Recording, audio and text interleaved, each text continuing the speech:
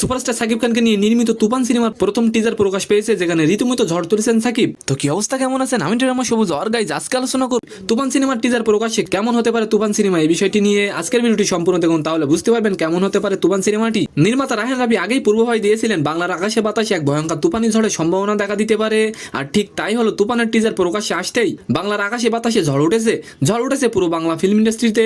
দেশের এই মেগাস্টারকে এর আগে কখনোই এমন বিধ্বংসী রূপে দেখেনি তার ভক্তরা। 1 মিনিট 21 সেকেন্ডের এই ভিডিওতে বন্দুক হাতে এন্ট্রি নেন সাকিব খান। এ সময় তাকে বলতে শোনা যায়, পূর্বের কথা মোতাবেক এখন থেকে পুরো দেশকে তুফানের হাতে তুলে দিতে হবে। সে যা চাইবে তাই পাইবে, আর এর ব্যত্যয় ঘটিলে এর পরপরই অস্ত্র হাতে একের পর এক বারুদে তছনছ করে ফেলতে দেখা যায় সাকিবকে।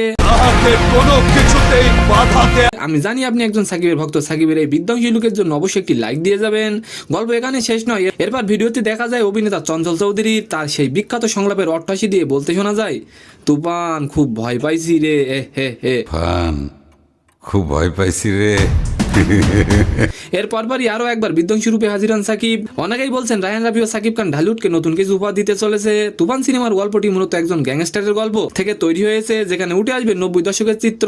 সে সময়ের একজন নামকরা গ্যাংস্টারের কাহিনী নিয়ে এগিয়ে যাবে তুফানের গল্প। অনেকেই আবার বলছেন কেজিএফ মুভির মতো হতে পারে তুফান সিনেমাটি। তবে তুফান সিনেমায় সাকিবের লুক অনেকটাই অ্যানিমাল মুভির রণবীর কাপুরের মতো। তো সম্মানিত দর্শক, আজকের ভিডিওটি কেমন লাগলো অবশ্যই কমেন্ট বক্সে জানাবেন, আর ভিডিওটি যদি ভালো লাগে অবশ্যই একটি লাইক দিয়ে আমাদের চ্যানেলটিকে সাবস্ক্রাইব করে দিবেন। ধন্যবাদ।